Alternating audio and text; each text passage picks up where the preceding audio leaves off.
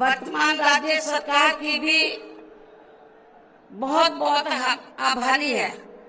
और इसलिए आभारी है क्योंकि इस स्थल को देखने वाले लोगों के टिकटों का इकट्ठा हुआ पैसा पूर्व की रही सपा सरकार की तरह वर्तमान भाजपा की राज्य सरकार ने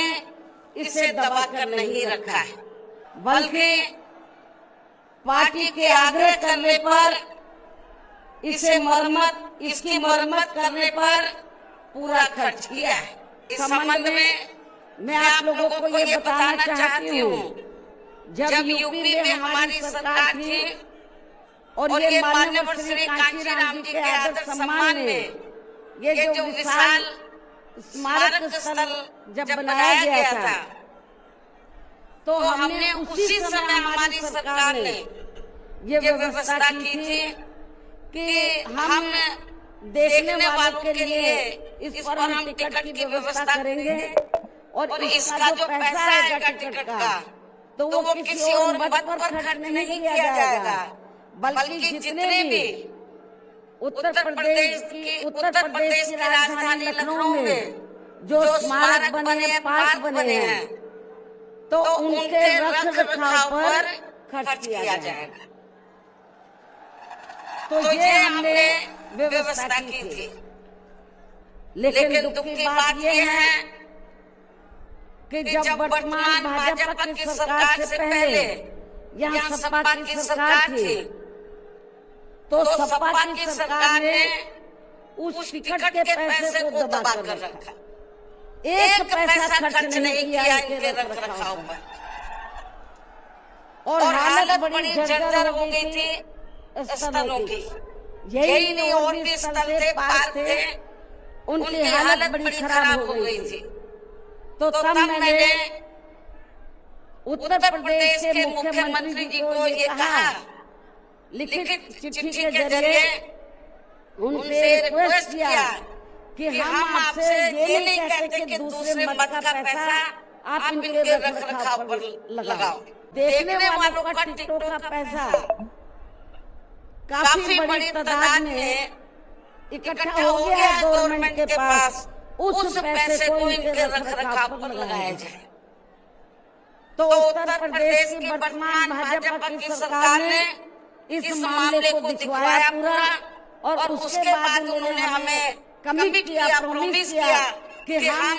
जो भी पैसा टिकटों को आया है हम दूसरे मद पे नहीं लगाएंगे, बल्कि इन स्थलों के रखरखाव पर लगाएंगे। उन्होंने ये लगाया, इसलिए हमारी पार्टी उनकी आभारी है। लेकिन वही दूसरी तरफ समाजवादी पार्टी कि जब यूपी में सरकार थी और ये स्थल बन चुके थे, तो उन्होंने इनके रखरखाव पर कोई पैसा खर्च नहीं किया, टिकटों का पैसा दबा कर रख लिया। लेकिन जब अब वो सत्ता से बाहर है समाजवादी पार्टी, तो अभी 2-3 दिन पहले वो मीडिया में खबर छपवा रहे थे कि हम माननीय श्री कांशीराम जी के सम्मान में संगोष्ठी करेंगे। लेकिन जब वो सरकार में रहते हैं तो ना उन्हें पीडीए याद आता है और ना माननीय श्री कांशीराम जी की जयंती और ना ही पुण्यतिथि उनको याद आती है सरकार में रहकर। लेकिन जब वो सत्ता से बाहर हो जाते हैं तो समाजवादी पार्टी को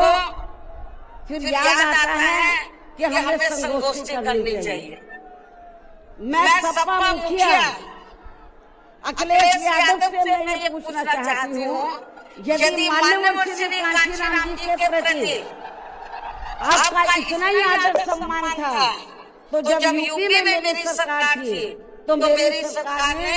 अलीगढ़ मंडल में कासगंज के नाम से अलग से जिला बनाया, उस जिले का नाम माननीय श्री कांशीराम जी नगर के नाम से रखा। लेकिन जैसे ही समाजवादी पार्टी पावर में आई, उन्होंने नाम बदल दिया। माननीय श्री कांशीराम जी के नाम पर हमने कॉलेज, यूनिवर्सिटी, अनेकों संस्थानों के नाम रखे, अनेकों संस्थानों के नाम रखे, जनहित की योजनाएं शुरू की। सारी की सारी अधिकांश जो बड़ी बड़ी योजनाएं थी वो सभी के सभी इन्होंने बंद कर दी समाजवादी पार्टी की सरकार ने। ये इनका दोगला या दोहरा चरित्र नहीं है तो क्या है? जब ये सत्ता में रहते हैं ना इनको पीडीए याद आता है और ना पीडीए के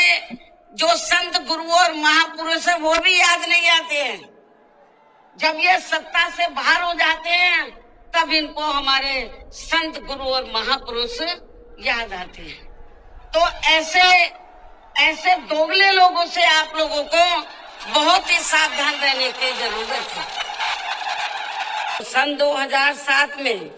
देश के विशाल आबादी वाले यूपी स्टेट में पहली बार हमने यहाँ अपनी पार्टी के अकेले ही पूर्ण बहुमत की सरकार बनाई है। हालांकि पहले 3 बार हमने बनाई, वो मिली जुली सरकार थी, लेकिन चौथी बार हमने अकेले अपने बलबूते पर यूपी में पूर्ण बहुमत की सरकार बनाई है। जो यहाँ खासकर कांग्रेस, बीजेपी, सपा व अन्य जातिवादी पार्टियों को कतई भी अच्छा नहीं लगा है। जबकि इससे पहले केंद्र की रही भाजपा सरकार ने सत्ता का दुरुपयोग करके मेरे ऊपर व मेरे माँ बाप, भाई बहन एवं अन्य रिश्ते नातों आदि के ऊपर भी अनेकों गलत एवं फर्जी केस दर्ज करा के हम सभी को जबरदस्ती इनकम टैक्स व सीबीआई आदि के जंजाल में फंसाकर हमारी छवि को धूमिल करने का